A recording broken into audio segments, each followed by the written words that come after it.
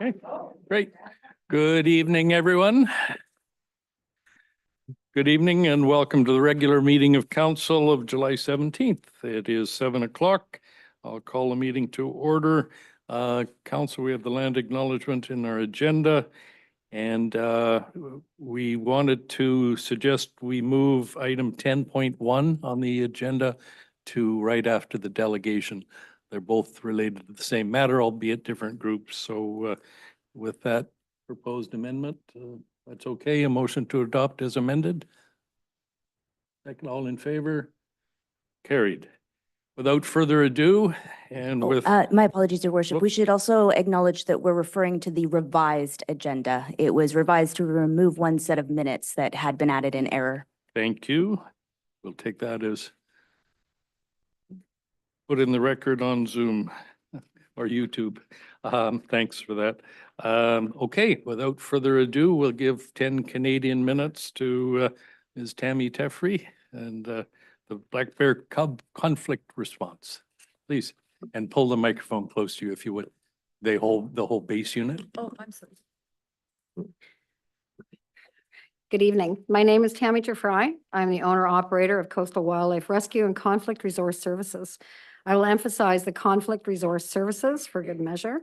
I have lived and loved our coast since 1983 and have worked, volunteered, and breathed everything animal my entire life on this coast. I hold a financial administration degree in the early 80s, a U.S. diploma for animal vet assistant, and I am a heavy equipment certified operator of 30 years, all of which I utilize daily and to date as a resident of the Sunshine Coast. I'm here tonight actually begging you to vote in favor of this resolution, which is not only desperately needed, not just for the protection of our beautiful natural resources, our bears, that so many of our coastal residents adore and have come to realize their plight has become an endless day-to-day nightmare to survive running and being chased and persecuted for simply existing in their own home.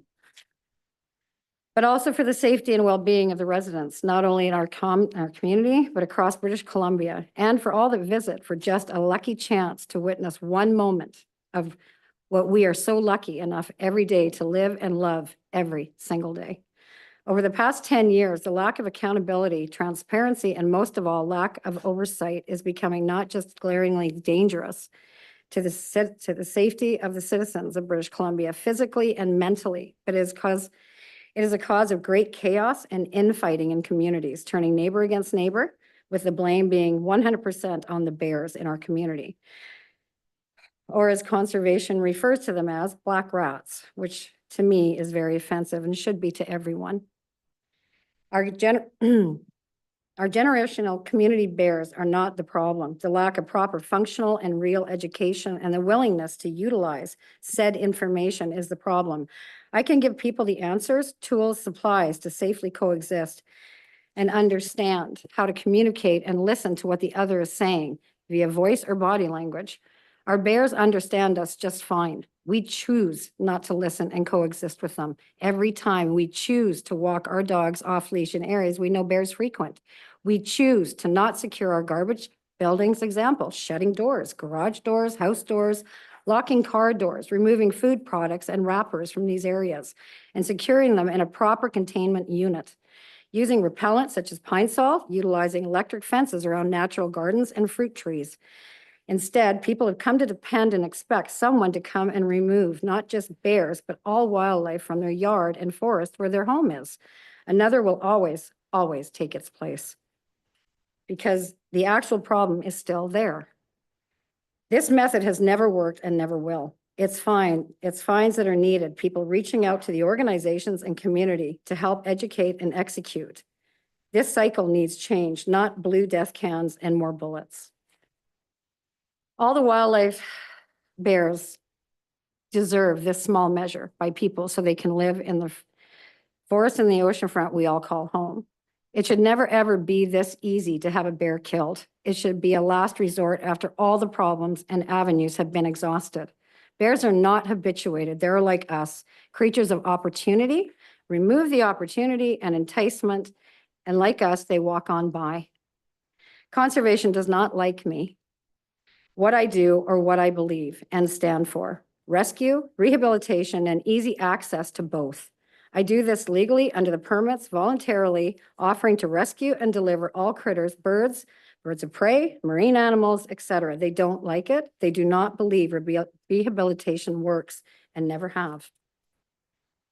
Pitt Meadows, 2 people killed by serious traumatic injuries a year and a half apart. Conservation deemed both bear attacks found after bears were culled in the area and people terrified to leave their homes. They went door to door warning of dangerous bears. Both victims were killed by dogs in the area. Freedom of information was requested, 270 pages of blank nothing returned. Shouldn't our specialized agency be able to tell the difference between a bear attack from a dog attack? And if not, wait for proof? Public trust is broken. And another life was lost a year later. Port Coquitlam, peaceful mom, 3 tiny cubs against the wishes of the majority of the neighborhood were brutally chased through the neighborhood, and the mother gunned down, crying for her young as she slowly succumbed very slowly to her wounds, leaving the cubs in the sun for 7 hours before transporting to critter care in a blue can, traumatizing the entire neighborhood and the cubs, all on video, accessible by media. Secret Cove, tiny 3.3 to 4 pound cub being passed around and used as a photo op for tourists and locals for an entire afternoon and evening. We were denied to help it by conservation. We assumed it deceased the next morning. Absolutely no care or protection for the public. If a mother returned, we were told if someone was injured, they would put the mother and cub down. West Sechelt, mother bear cooked to death while cubs looked on, screaming. No conservation officers on the coast to release her and capture her cubs during a heat wave, all in Powell River hunting an injured grizzly bear. West Sechelt, mom and cub trapped, second cub hit by car after being chased and lost. Hit later that evening, 100% discrepancy between what surrounding neighbors and one of the homeowners witnessed and the blurred picture and explanation of relocation 13 kilometers. They were never seen again, as by conservation rules, relocation does not work. They always return. Where are they? Conservation states they have cameras and monitors the cages and releases. No one ever sees them. And the majority, if not all, freedom of information requests are severely redacted and pictures blurred. Why? They dress like police, drive similar cars, carry military assault weapons, and have police-like powers under the Police Act. They have absolutely no independent oversight and answer to no one. They can do what they want, when they want, with no recourse. Public citizens have zero rights or an agency to turn to for help when things go wrong or they make mistakes of judgment. They don't like me, what I stand for. On October 26 last year, 7 fully military equipped and at the ready officers entered my property at 6:30 a.m. 4 conservation officers, 1 fishery officer, 2 RCMP that incidentally were under the assumption they were at my home to assist with a vehicle repossession. A lie. They immediately took my phone, handed me a search warrant for feeding dangerous animals, the worst thing I could ever be accused of. I asked if I was being charged. They replied, nope. I asked if I was being fined. Nope.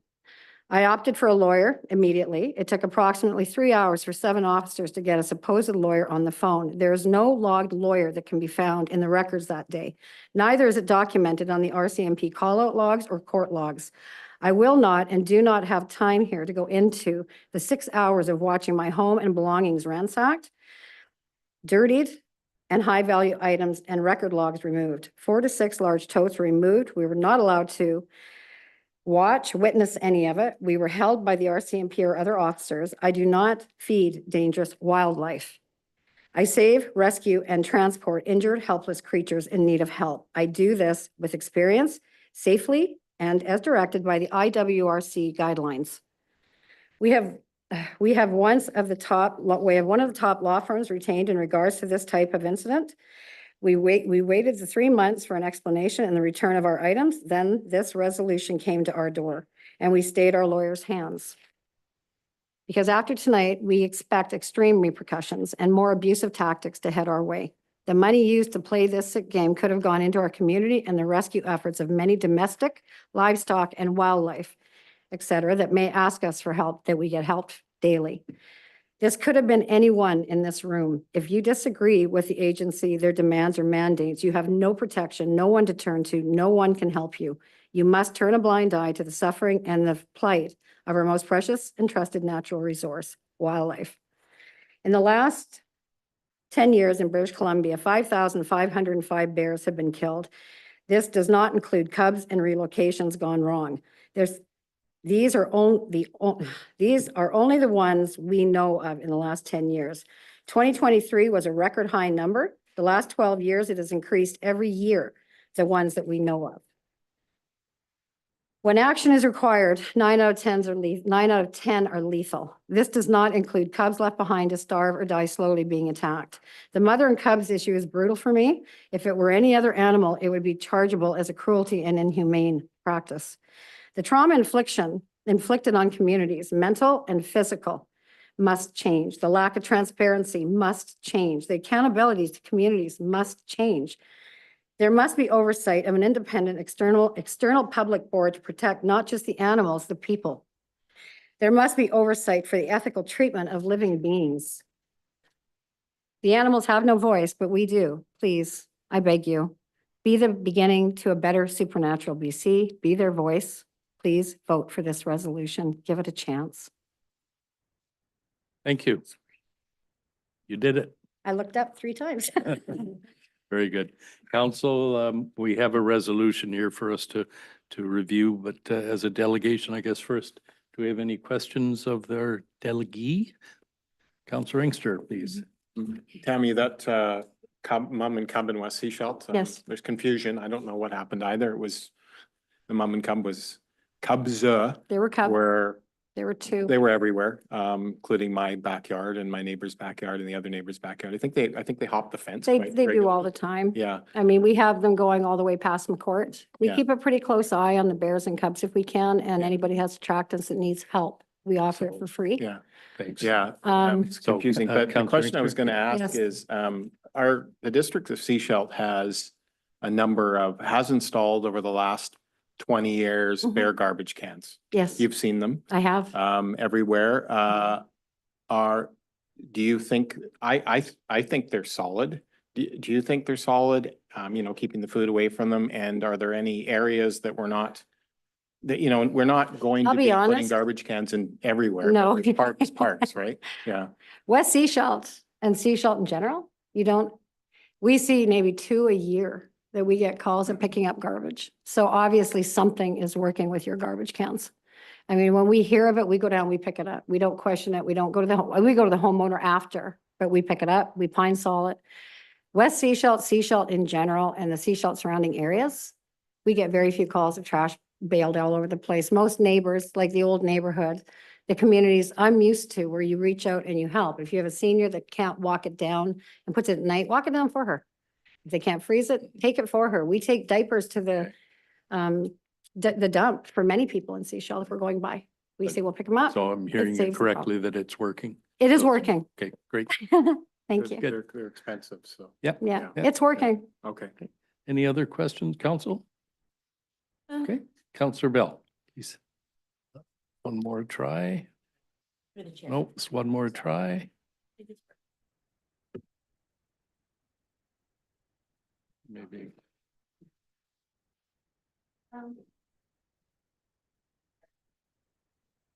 Yes, it does. I heard you.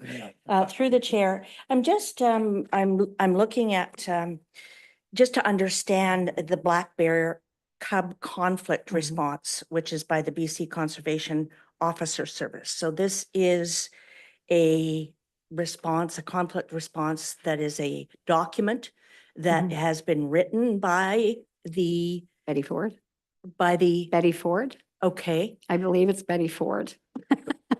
Sorry, Ed. and Is is that there a a department? Yeah. provincial?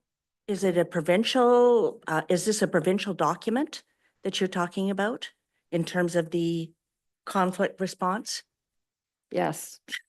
Thank you. No, I think I don't Bill, if I know. may. It's the- North Van Dock. Me, just sorry, just a Sorry, second. thank I you. think in terms of our meeting and what's on here, this is the resolution on page 3 is the general theme of Black Bear Cub conflict response. No, I know, but what I'm asking what I'm hearing is that this is not working, basically. What's So I happening just now, wanted to no. know a little history. The on- history on this is with black bears, they'll leave the cubs behind. They just, I think if anybody can remember about 5 years ago on Red Roof, there was a mom that was hit. She had to be put down. There were 2 cubs that made the newspaper and that was great. Hurrah. There was a 3rd cub left behind up a tree. They didn't try to get him and it was small. It's leaving them behind. They suffer and they starve. And you couldn't do that to any other animal on this earth. They are catchable. Critter Care will come over on the ferry. They will spend day, night, 7 days a week. They will not leave until that cub is there Okay, and they thank take it in. Yeah. So Okay. have you got, is that the answer that? That's fine. That's Yeah. good. It's fine for now. Thank you. Okay, in which case, thank you. This now comes into our system and it'll come back to us to Okay. presumably to have a discussion about the merits of Okay. the resolution. So thank you very much for your passion and your, I just came Thank to you. And you save did my it. experience. Yeah. And thank you for Thank at you least very much. considering it. Yeah. Change has to start somewhere and if we start small, it doesn't mean it's going to pass. Right. At the next Very good. bigger one, the next step, we're going to keep trying. One way or the other, we're just going to keep Dear. trying. okay, we'll let Councillor Rowe ask one last Oh, question. I'm just wondering if you have been and presented or are going to present to the other local governments on. I've been waiting to see what happens here and how it works out, because this is my home. My home territory is Sechelt, this area. So I thought I'd bring it home. And yes, I'm going to, because I just got told off by this one because she's from Gibson's. So I will be bringing it there. This is my first stab at the cat. I kind of get an idea. I'm very blunt compared to everyone else. They'll come at you with statistics, put your garbage away. I'm just telling you what's happening. I'm not exactly people's most favorite person, but as you can tell, what I said, it was a little bit hardcore. If you had to target, put a pin in where the most conflict happens on the coast, where would that be? Like which area? Just off the top of your head. Off the top of my head. Gibson's. Gibson's? Yeah. Interesting. Okay. Thanks very much. Thanks for your I can presentation. Thank say you. they're apart, but we know why they're doing that. They're still Okay. living the life that we used to back down here. So they're a little more little free with everything up there. So Very good. I would say Thank you. Gibson's. Thank you for the report. I just want to say thank you for it. The Bears are lucky to have you. I'm lucky to have them. There's no greater joy. Okay, very good. Thank you.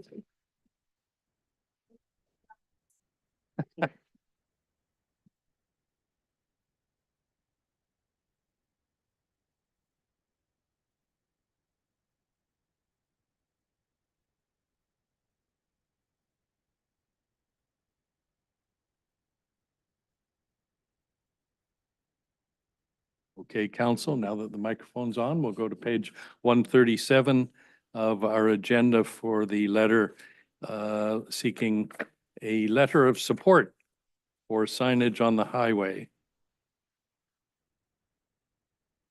And okay. How would you like to proceed, council? Councillor Rowe, I'll move that we write a letter of support. I'm in support of this very good. for the bear signage. Very good, thank you, and I see a seconder. Any discussion? All in favor? Carried. Very good, in which case we go back to page 4. And this is the development permit for 5768 Cowrie Street. And this is before us with recommendations from staff to approve and issue 2 DPs, well, DP and a DVP. Now, Mr. Yates, are we with Mr. Allen?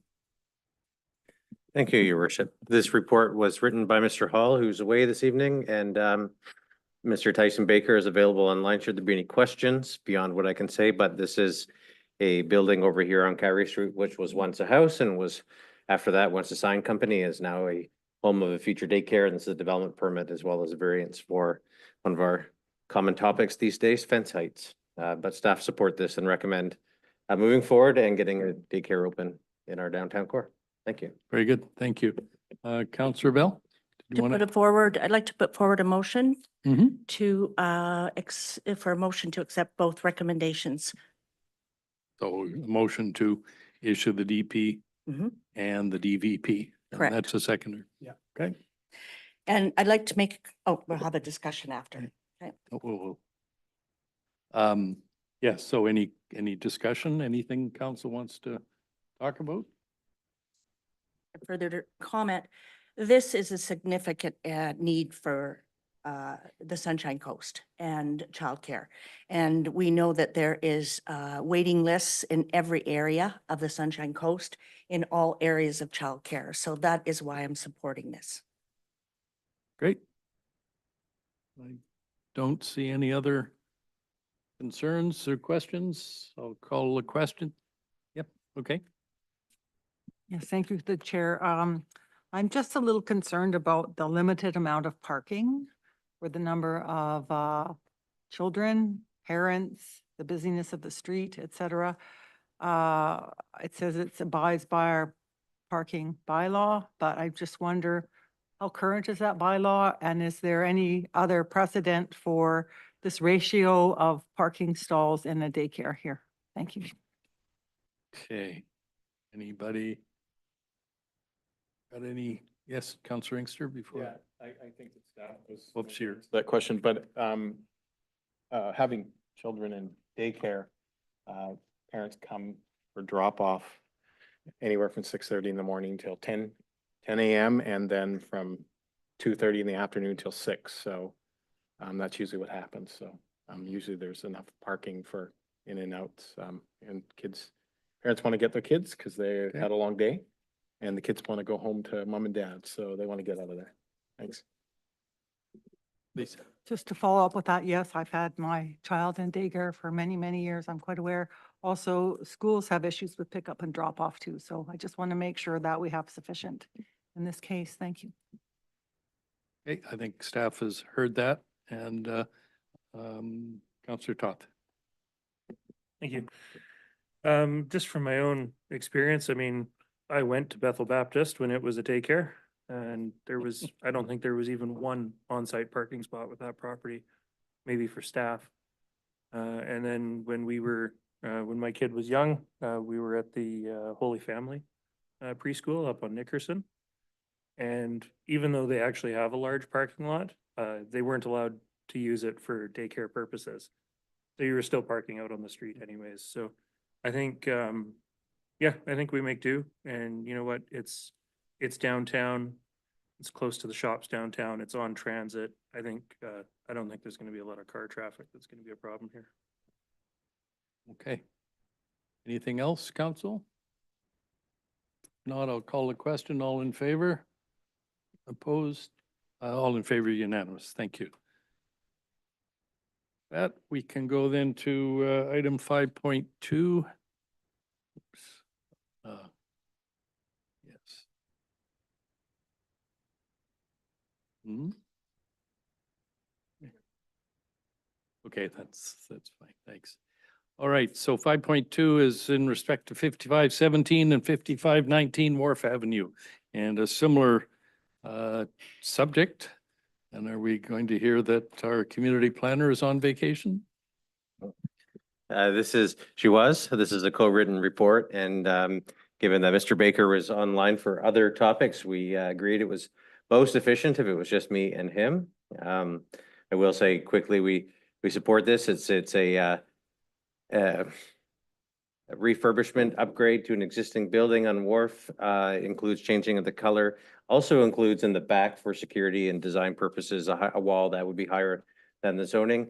The colors of the building, the wall, the landscaping, down to the minutia of parts of the wall were all discussed at the Advisory Planning Commission recently.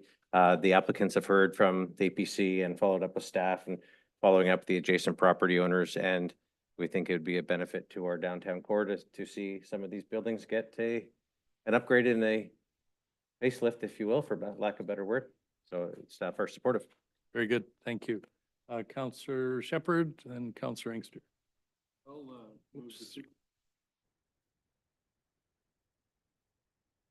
I'll move the two recommendations. Very good. Is there a seconder? A seconder, sorry, that's a second first and then a comment, please. Mike.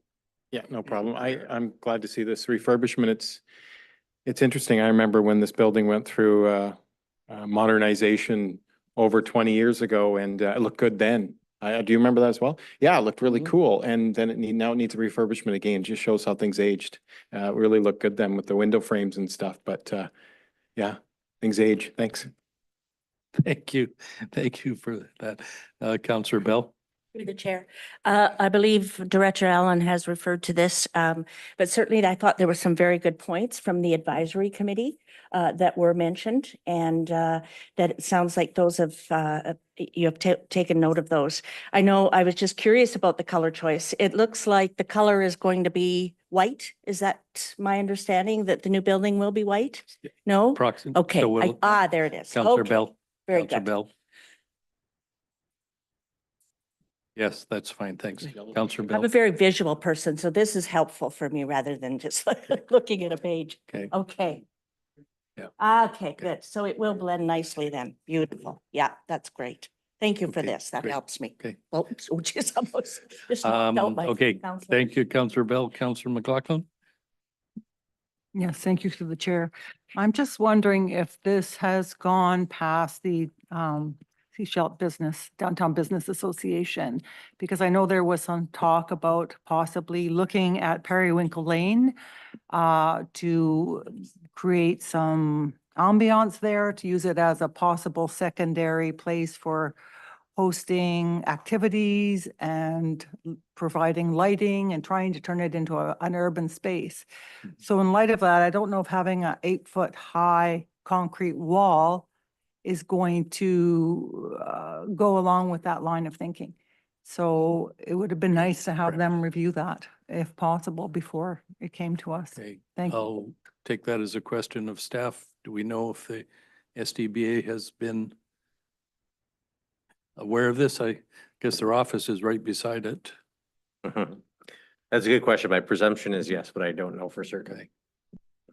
Yeah, okay, I see the applicant's representative nodding that, okay, thank you. Other questions, council? Oh, we have a motion, Councillor Rowe. Just a comment, really. I love the looks of this, and the Periwinkle Lane facing or what is facing Periwinkle Lane is a vast improvement of what is facing there now, and the added lights, et cetera, are great. So I do fully support this. My big concern is, does EB's ice cream have to move? Okay, I'm being facetious, but Yeah. I do, it feels like there's a little bit of vibrancy coming back to downtown in various pockets, and I think this is a more, a continually to move in that direction. So I do support this. great. Hey, council, I'll call on Councillor Toff.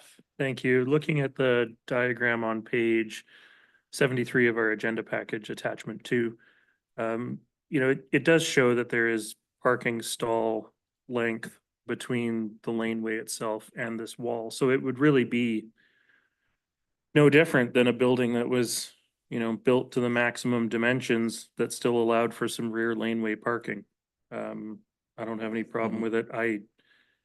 The color's not for me, but it's okay. It works for other people, and I think the design wise, like in every other aspect, it's a great design, so I support it. Thank you.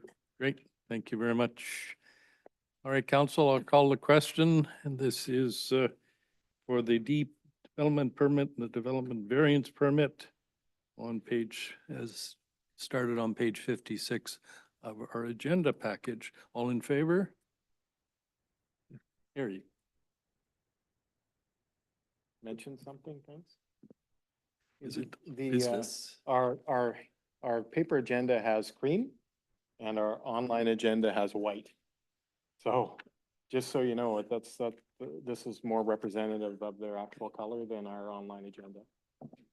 So it's a little Okay. bit confusing. I don't know why, but I just wanted to point that out. All right. Yeah, and you know how I don't like white?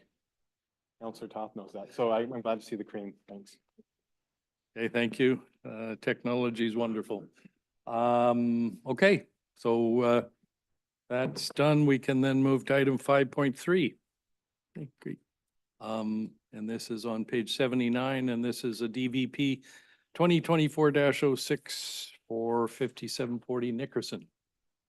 Thank you, everybody. How do you wish to proceed, council? Councillor Bell? I'd like to make a motion to adopt the recommendation as presented. Okay, so motion that DVP 2024-06 be approved and issued, and that's seconded by Councillor Shepherd. Oops, Councillor Toth. Thank you.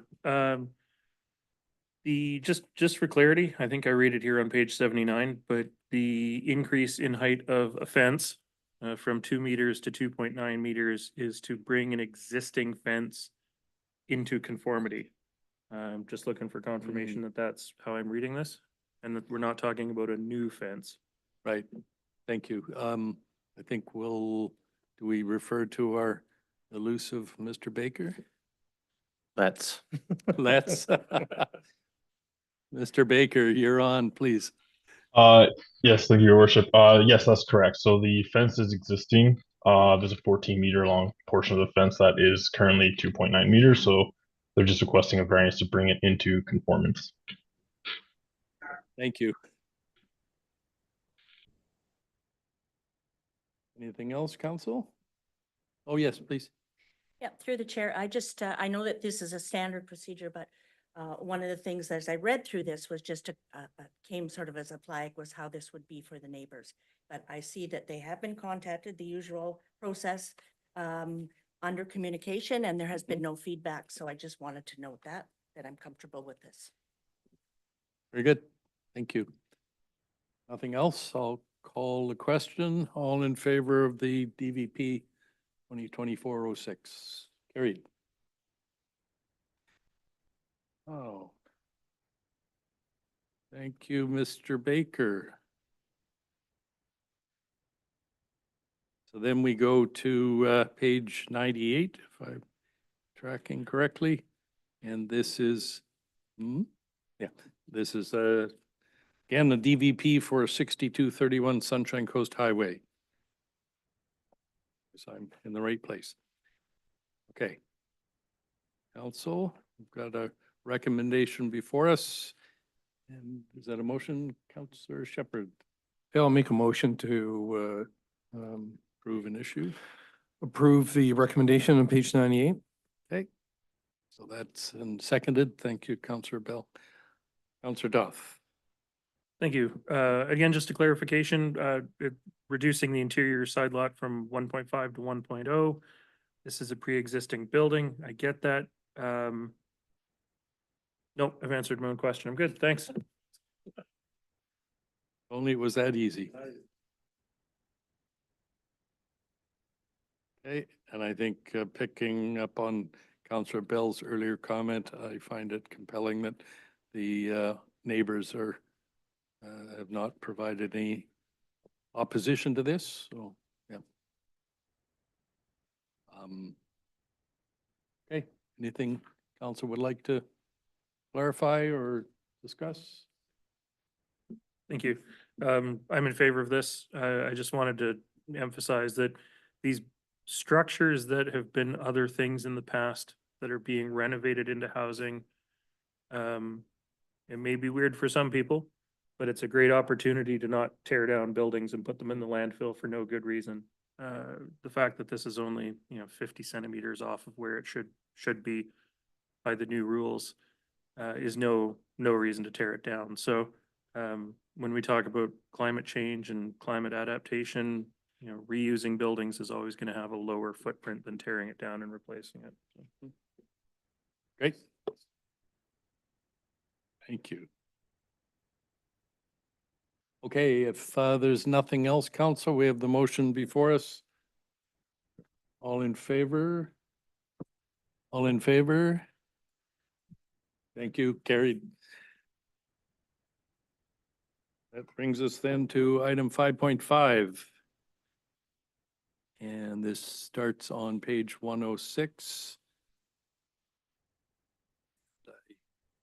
Is there anything, there's no staff report associated with this, how do, or anything, looking for guidance here? I know it was to come back to us by the end of July, so it's here. Councilor Rowe? Maybe, yep. Yeah, we asked for this to come back to us before the end of July. And I know there's been a few challenges with it, and the mayor deserves a gold star for following it the best out of all of us. But I would ask that we, just extend this policy maybe to our first meeting in September, being that we're not here in August very much, to allow us time to finish our review of the governance audit report and its recommendations. So I guess that's a motion So motion to table it until, to extend the communication policy beyond July 31st to, let's say, September 15th, if that is a date that falls after when we could our bring it first back. meeting. Yeah. Okay. If that makes sense. That Is that a second? Corporate officer? Yeah, please. Mike. Yeah, no problem. I'm okay with that. There's a number of outstanding issues, some through their own existence have had an extension, so I'm good with the September extension of this policy. Thanks. Okay, thank you. Anything else, folks? Councilor Toth, no? Okay. Okay. I'll call the question. All in favor? Carried. Okay, council, we go to item 7.1, which is the minutes of July 3rd. And this starts on page 108.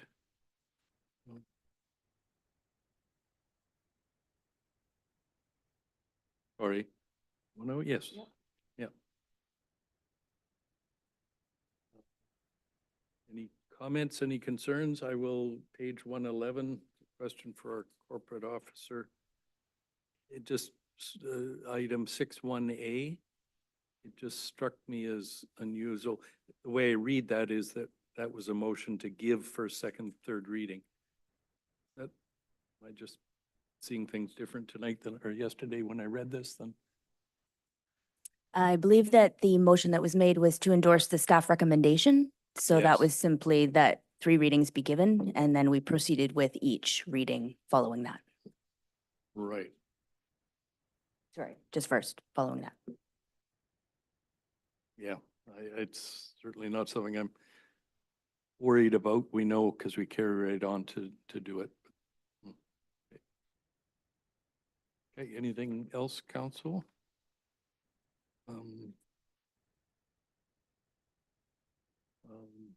Oh, perhaps then as well, I just seek clarification on page 113 on item 9.2.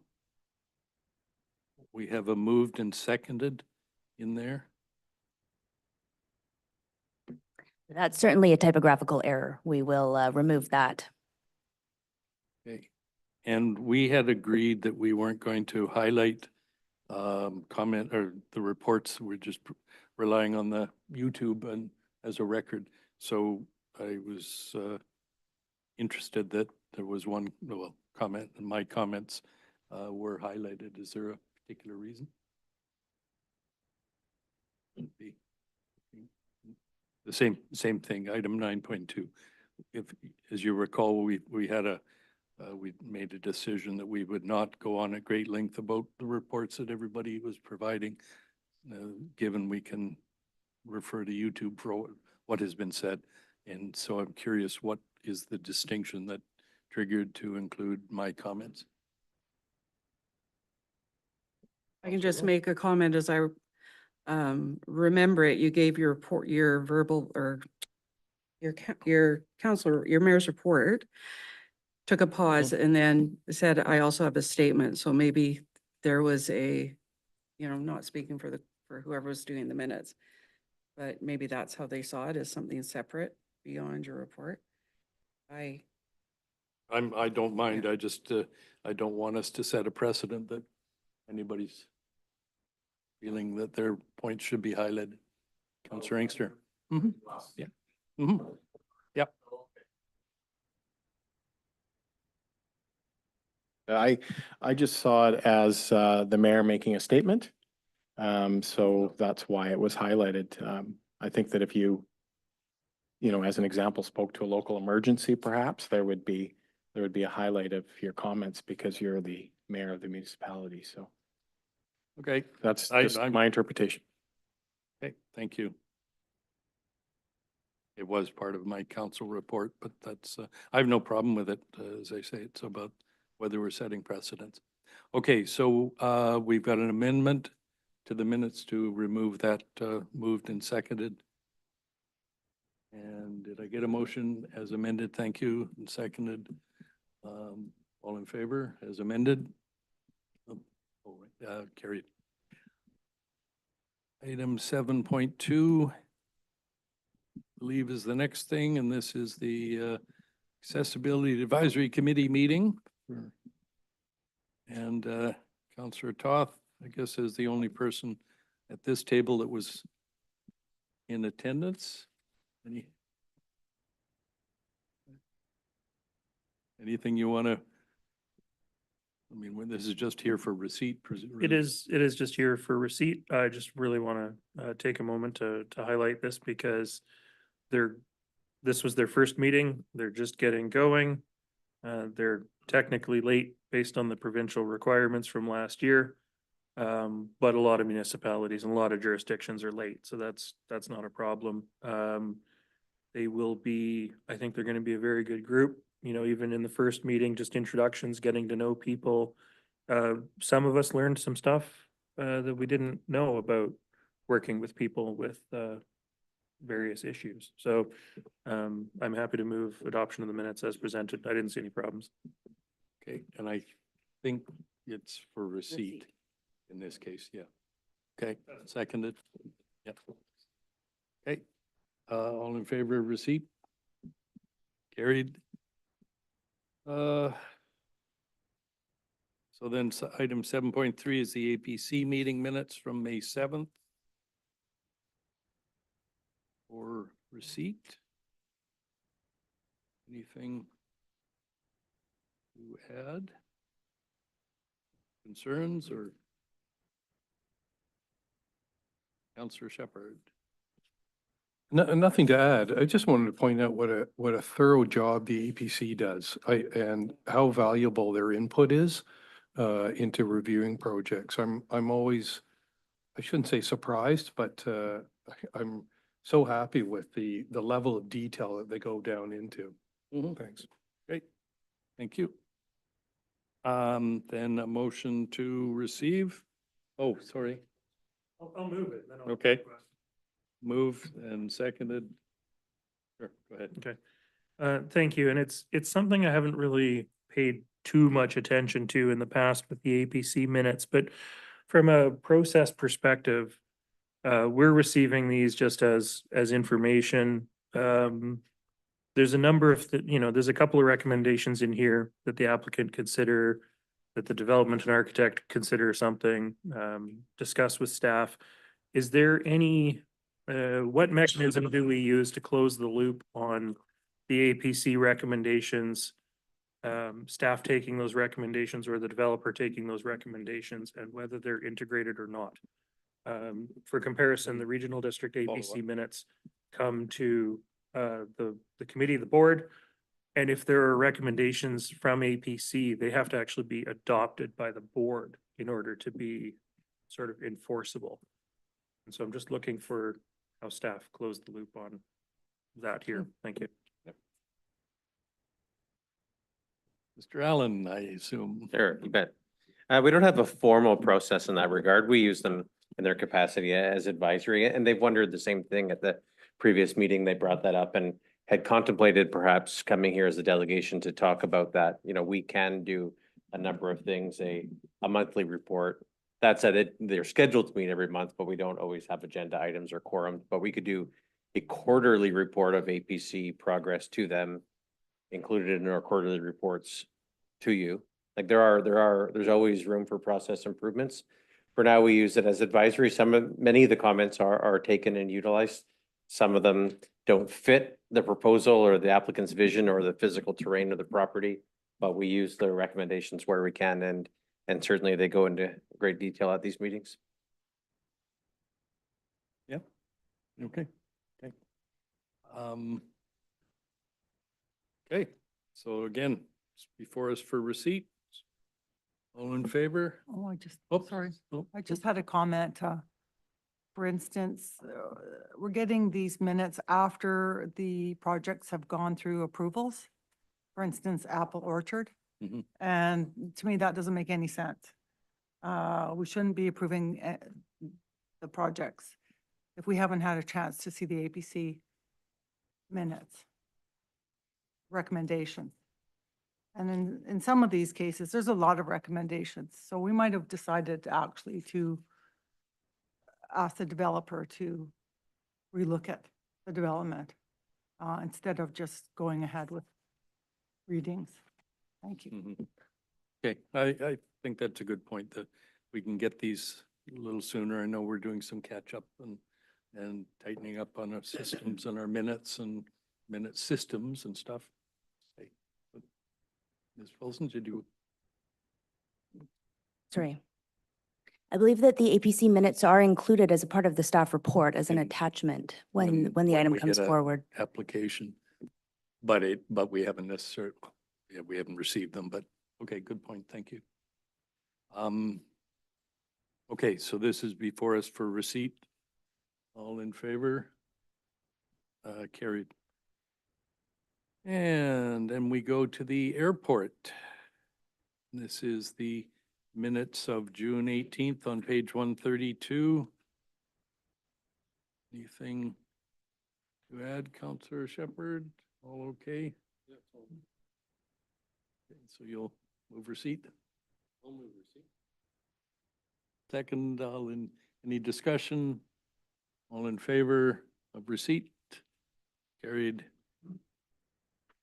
And item 7.6 was pulled, so we'll be dealing with that in a future meeting.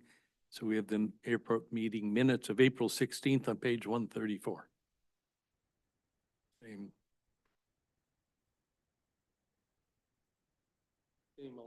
Yeah, okay, thank you. Great. And Counselor McLaughlin. Thank you to the chair. I'm just wondering if we're going to get an update on the consultant's report for a draft plan. It seems that there's little discussion of that and some discussion about the committee wanting to do their own work on it. So I just wonder Okay, so I- what the appropriateness of that. No, it's very timely question. Counselor Shepherd, Chair of the airport. Yeah, they do want to have their input into the plan. I mean, it's complicated. They're trying to envisage the airport sort of for the next 20 years. So there's been a lot of time spent on a plan. I'm really thankful for staff for providing large-scale plans of the airport. And the committee's putting together sort of a blocking plan to show where they want certain uses. And they're going to feed that back within the next month back to the consultant, and then the consultant will give a final report. Thanks. Which I think we were told at the committee meeting should be early this fall. So the direct answer is we anticipate hearing or seeing a draft report early this fall. Hope I heard correctly last night. Yeah. Okay.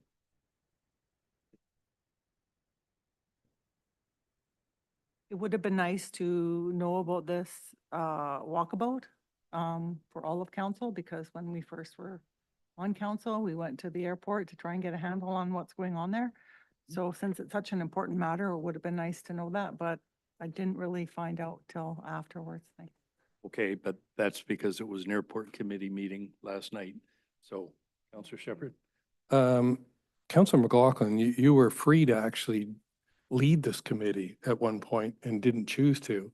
So, yeah, we don't go to the entire council for the subject of each meeting. If you are interested, please send me an email and we can organize something for you. But yeah, I'll leave it at that. Thanks. Okay, thank you. I think after we get the report, will be a time to probably revisit, well, literally revisit the airport and walk through with the benefit of the consultant's report, and perhaps members of the committee might join us at that point. Okay, anything else on these minutes? Think, yes, no? No, no. Okay, all right, thank you. That's what the business before us. So, okay, I'll call the question to receive the minutes. All in favor? Carried, thank you. I think that brings us to the end of all of that, so we can go to the item 9, which is the SCRD representatives reports. Counselor Toth is going to start. I will start and Counselor Inkster can fill in what I miss. I'm going to start with what's coming up and then I'll work backwards. So council's response to the SCRD for the cost share on the arena well is going to finance committee tomorrow, just as a close the loop for council on that one. Tomorrow at Regional Hospital District, there's a cost share request that's coming to us for a $750,000 project to install water storage at the hospital for 3 days worth of water capacity at the hospital, which would be 2 50,000-liter stainless steel tanks. So the cost share portion for the Regional Hospital District would be $300,000 for that project, which is a pretty, it's a pretty large ask, to put it bluntly. So it'll be interesting to see how that conversation goes tomorrow. Sorry, how much storage? 2 50,000-liter tanks. Yeah. Oh, I see, and $750,000 For the project. Got it. Yeah. Yeah, thank you. There's another $850,000 project, but this one's water related, so I figured this would be the one to report out. Working backwards, last week, Town of Gibson's came as a delegation to talk about the Aquifer 560 agreement and some of the things that they'd like to see the regional district enact as part of better watershed management. I did send out a notice to council that they should watch that part of the meeting. One of the things that they actually recommended is the separation of the regional water system into sort of a Seashell Half Moon Bay system connected to Chapman, and then a DE and F system connected to Aquifer 560 through the wells that are down that end of the coast. There was actually a Facebook post that summarized the meeting so incorrectly that Mayor White called me up to ask how somebody could report it so incorrectly as to essentially get it backwards. The Town of Gibson's is suggesting keeping Elphinstone water in the Elphinstone area and Chapman water within this area, and that the separation of the systems could probably be undertaken within a year. The person online seemed to think that the Town of Gibson's was saying that the Langdale well could be built and brought online and pumping water to Seashell within a year, which is incorrect on so many levels. We did only receive the presentation just 2 minutes before the meeting started. So we did refer it to staff for some contemplation on how they might even consider it. But we weren't exactly in a position to have, some really high detail conversations about it at that time. My initial thoughts were that it would leave Seashell and Half Moon Bay running short on water without, the potential of other sources available further down the coast. But I just need to do some further math on my own to figure that out for sure, and hear back from staff, of course. Speaking about running short on water, the rules around using water from Grey Creek have changed from Vancouver Coastal Health. And the SCRD is unable to bring it online without issuing a water quality advisory to at least the Tewanik and Sandy Hook area and possibly wider afield. They're not considering that at this point, but they may do that when the system has to move to stage 3 or stage 4. It's not the same thing as a boil water advisory. I don't want anybody to freak out and think the water is somehow unsafe to drink because it's the same water that's been in the system for the last few years. It's just that the rules have changed to warn folks that might have compromised immune systems that they need to be careful with the water source.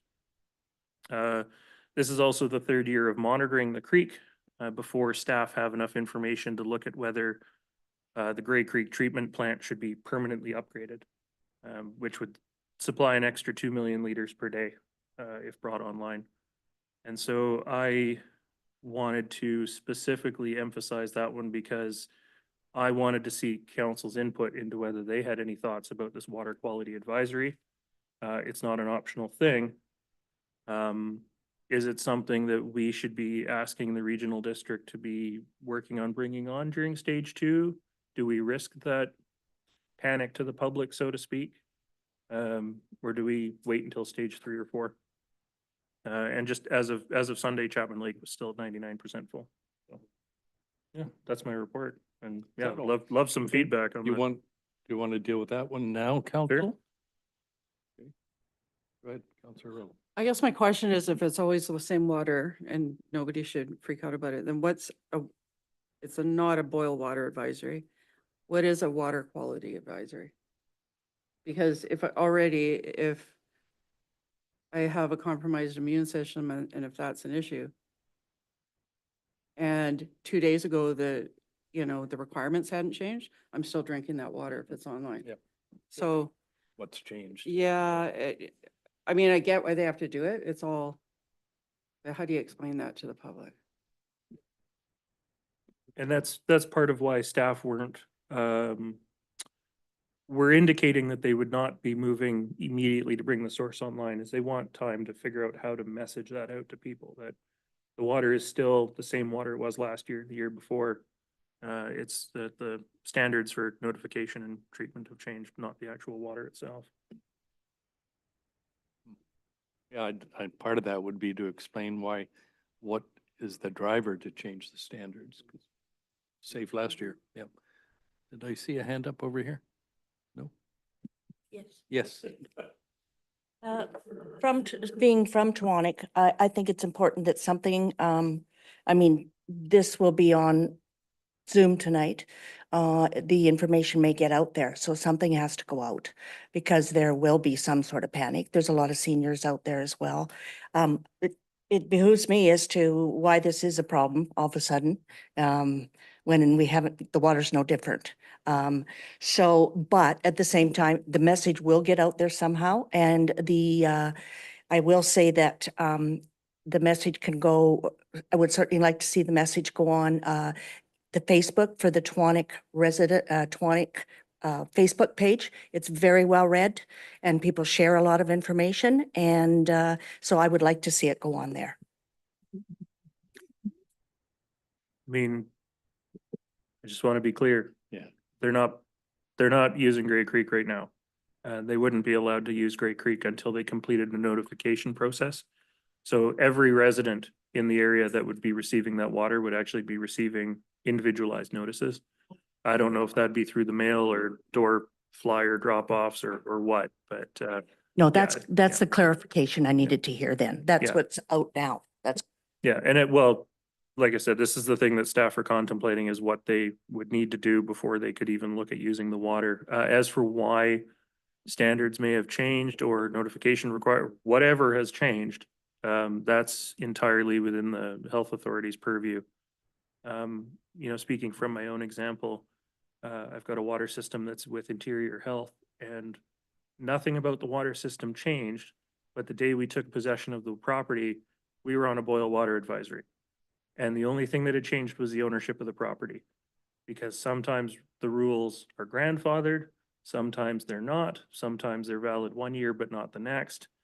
It's a bit of a mess and I'd love to know more about it. I don't even know who determines these things provincially.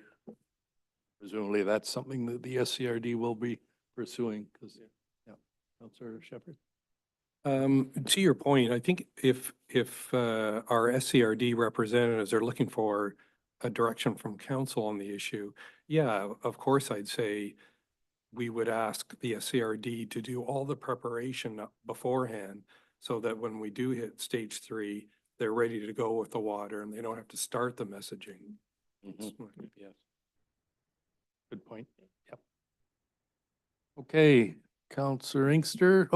Sorry, Councillor McLaughlin. No, I was going to go to Councillor Inkster for the other half of the SCRD report, but if you want to talk about this. Yeah, I was wanting to see if Councillor Toth could summarize the intention behind the town of Gibson's having this presentation and what was behind it and what does it mean for us? Thanks.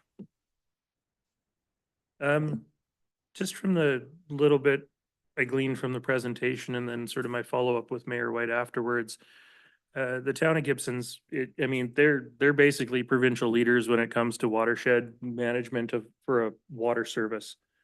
And they have every good intention of trying to expand that knowledge base out. And I think when they're looking at the Aquifer 560 agreement, this is an agreement that the SCRD and the town of Gibson signed, I think it was 2 years ago now, to look at ways to better manage the aquifer together, to look at water sharing between the two water systems, to look at just ways of doing things better, maybe differently. Like I said, their recommendation is to sever the two systems, the two halves of the system, with the intention of sort of keeping the water from the Elphinstone area within the Elphinstone area, the Chapman area within the Chapman area. There would still be cross-connect availability for emergency purposes, things like that. Yeah, like it was a really high-level overview. I would love to do a deep dive into it, hopefully with a little more notice than 2 minutes before the meeting starts.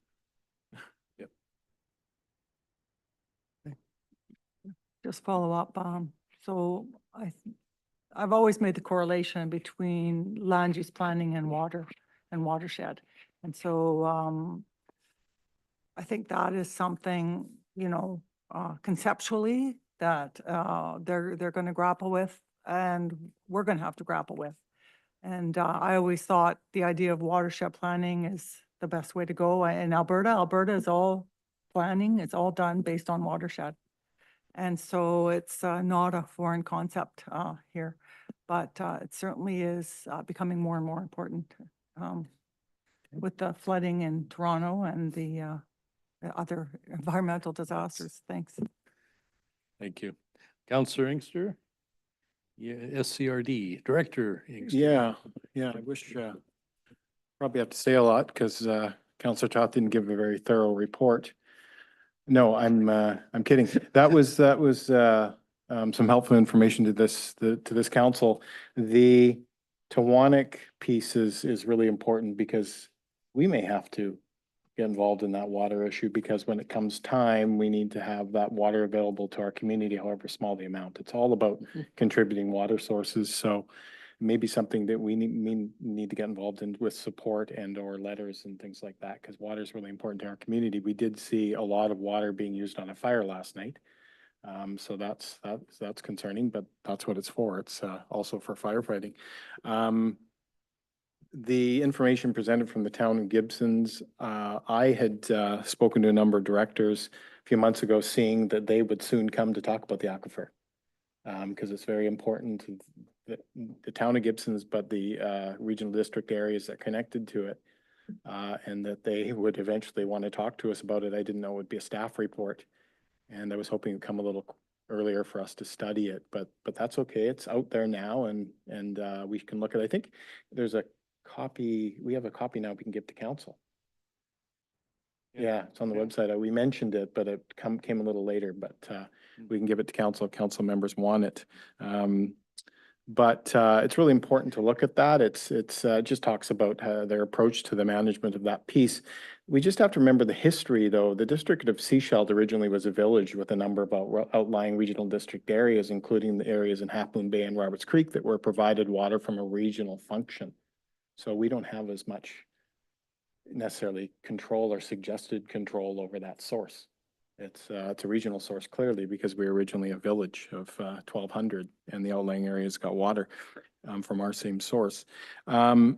The unfortunate part about the presentation is that how some people don't even seem to listen to what we said. Councillor Toth and myself, our questions I think were on point about their water presentation, and we did what actually this council does every time information comes to us. We referred it to staff. I guess there's some out there that want us to make political decisions without referring it to the experts, but that just, I would call that folly. So going forward on that issue, I think we'll update council and send the report to them. I did want to mention a couple things that Councillor Toth mentioned. The hospital thing does have a few costs, a few asks. I was glad that I didn't see a renovation to Councillor Rowe's office at the hospital as part of those asks, but so that was good. That's tomorrow, and we're also going to see some of the financial reporting document that looks like the variances are under variance, so we're actually underspending in some areas, which is good, but it's not large amounts. That's something next week? That's tomorrow. Tomorrow, and if you're wondering if it's next week, it's tomorrow at 2 p.m. because there's a finance meeting at 2 p.m. That's, if there's some confusion as to where that's being presented, it's tomorrow. And it just looks at financial variances. And I think I don't know. I'll speak to the other issues on my council reports. Thanks. Okay, thank you. Okay, the big decision every week. Councillor Toth, volunteering. Sure, I'll volunteer and get it over with. I only got two things to report. I attended a community forest board meeting. I think it was on Monday. They had a representative from the Sunshine Coast Foundation come to talk about endowments and granting programs and things like that through the Sunshine Coast Foundation. I think the community forest is coming to us with some suggestions before the August break about the long-term legacy fund. And the other thing I wanted to report on was the opening, the open house and ribbon cutting, so to speak, of the Port Stalishan wastewater treatment plant. I enjoyed the tour. As Councillor Inkster mentioned, I nerded out on it a little bit. They have fish. They have fish in their treatment tanks. And I had to ask our staff because they were there, why don't we have fish? And, you know, different processes wouldn't be conducive to fish in the FBRs, but yeah, it was quite a fascinating tour. I look forward to the Sechelt Sewage Facilities Commission getting started again someday. I think they've got important work to do and see how we can sort of work together on operations of both facilities for the betterment of everybody. So that's really my report. Thank you. Great. How about we be linear? Councillor Shepherd, Councillor Rowe.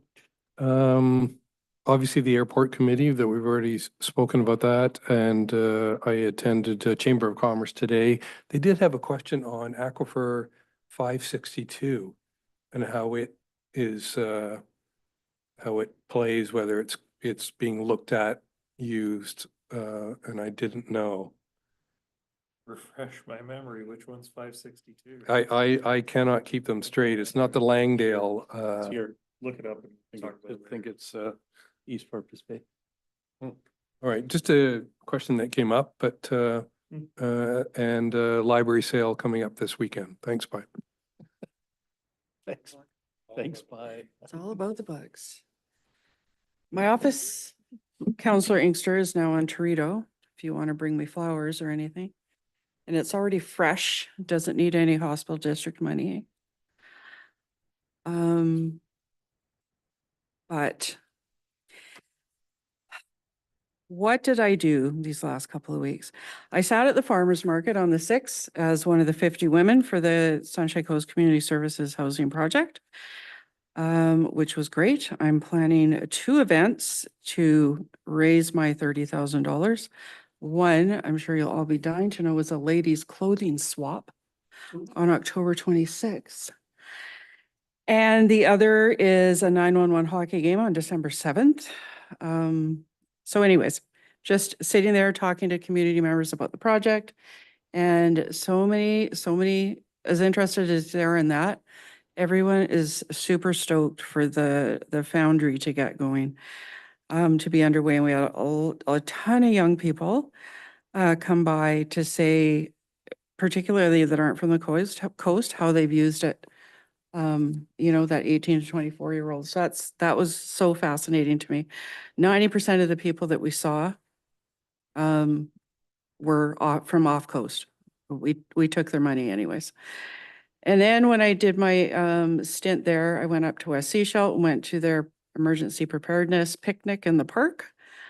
And put a couple tacks in the map, and I'm going to take a neighborhood and go find out who lives where and put tacks in their addresses too. So this is neighborhood-based emergency preparation and connecting neighbors and finding out who has special skills and chainsaws and generators and that sort of thing. So that was great. And then other than that, Councillor Inkster and I attended a Legacy Fund meeting to consider this year's applicants, which will be coming to us shortly. That was it. Thank you. Councillor McLaughlin. Yes, thank you to the chair. I've largely been away, traveling, Saskatchewan, Alberta,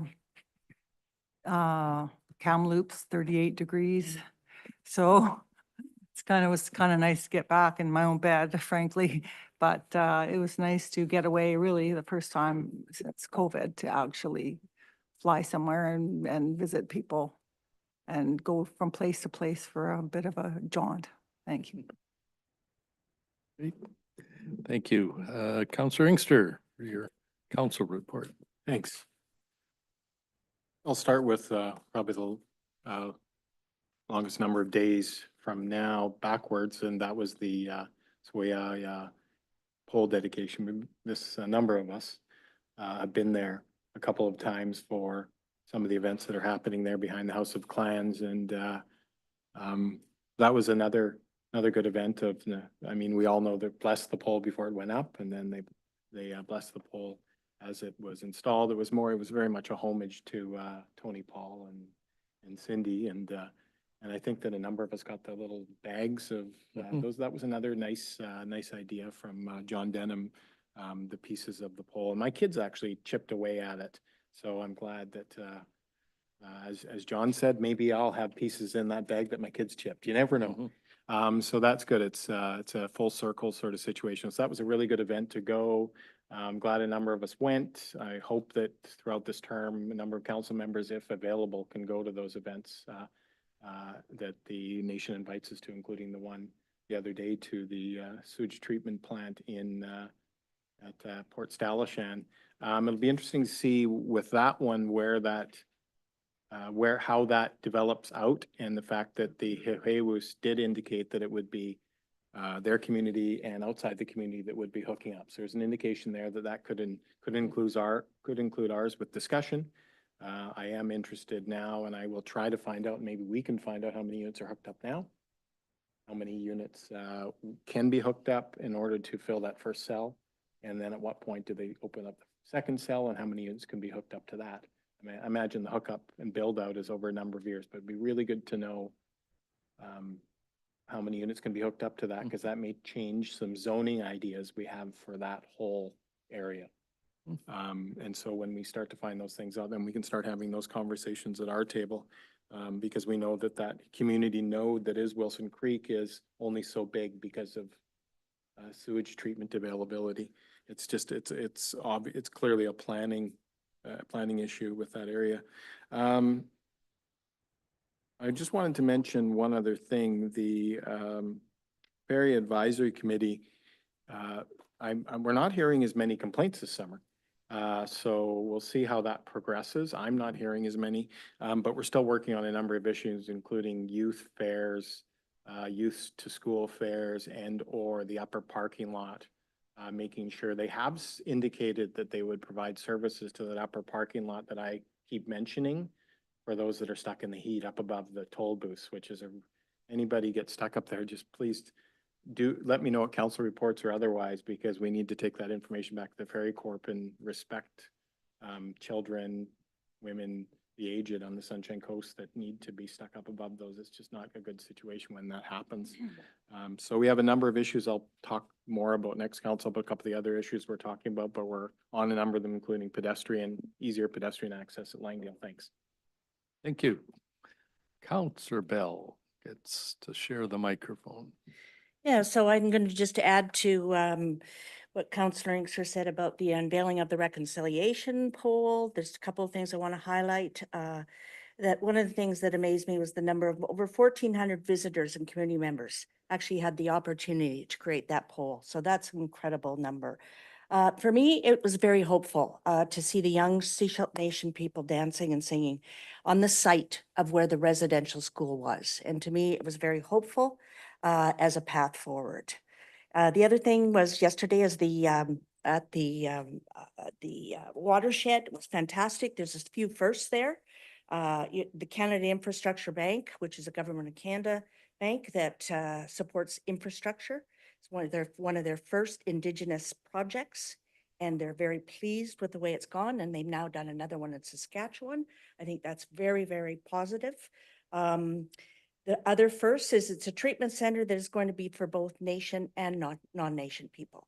So as I understand it, there's approximately 91 people, residents right now at the, how did they say that, Stallishan in Wilson Creek that are being serviced, and it's going to provide, there's probably more, but that was one of the numbers, and this is going to provide additional capacity for them for future development. So it's tremendous state of the art, as they said it, and I think it's got tremendous potential for the future for non-nation and nation developments. Thank you. Nothing else? Okay. Oh, and the Fire Smart, I did quickly, yes, audit, had Fire Smart, and that was great. You know, people came and went, and David was there from Fire Smart. Lots of interest in taking the information and signing up to have him come up and do Fire Smart visits. So he's just doing a tremendous job at getting across the coast, but he did a great job, set up a presentation. As I say, we had a lot of people come out, so great job on his part. I want to give a shout out to him for the great work he's doing. Okay, now I want to ask you if you've got anything else. Okay, one more thing on the unveiling. Many of us were there. I want to acknowledge former Chief Gary Feschuk and former Mayor Cam Reed, because they really been the driving force behind, with a lot of staff and volunteer support. And I think when you see two leaders like that working hard on reconciliation, that's really what it's about, reconciliation together and for everybody's benefit. On a very light note, the EV Association had two firsts on Saturday in the Clayton's Mall, in the parking, not the mall. We had the first Chevy Silverado EV truck on the coast. So 37 kilometers on the odometer. And there were no test drives. And we had all 6 models of Teslas ever made, which is something I've not read about in social media even, that has happened with the most incredibly unusual vehicle, the Cybertruck. If you want to get emotions going, you ask people, what do you think of a Cybertruck?